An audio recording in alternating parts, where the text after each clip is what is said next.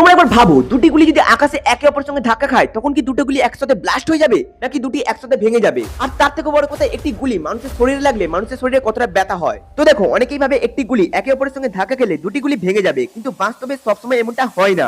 যদি দুটি গুলি একই ধাতুর হয় তাহলে দুটি গুলি একে অপরের সঙ্গে ধাক্কা খাওয়ার সঙ্গে সঙ্গে সেই দুটি ব্লাস্ট হয়ে যাবে এবং দুটি গুঁড়ো হয়ে যাবে। এবার নেক্সট যেটা হলো, মানুষের শরীরে যদি গুলি লাগে তাহলে সেটা কিভাবে রিয়াকশন করে।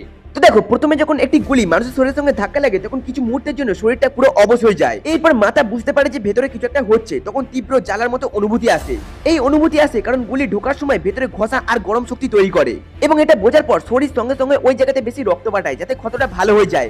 কিন্তু এতে হিতে বিপরীত হয়ে যায়, আর এখানে বেশি রক্ত আসার কারণে এখানে ব্যথা বেড়ে যায় আর সেখানটা ফুলে যায়। এখন আসি কিছু ভুল ধারণার কাছে। অনেকে ভাবে আঙুল দিয়ে গুলি আটকানো যায়, কিন্তু বাস্তবে এটা সম্ভব নয়। এটা উল্টে ভীষণ ক্ষতি হতে পারে।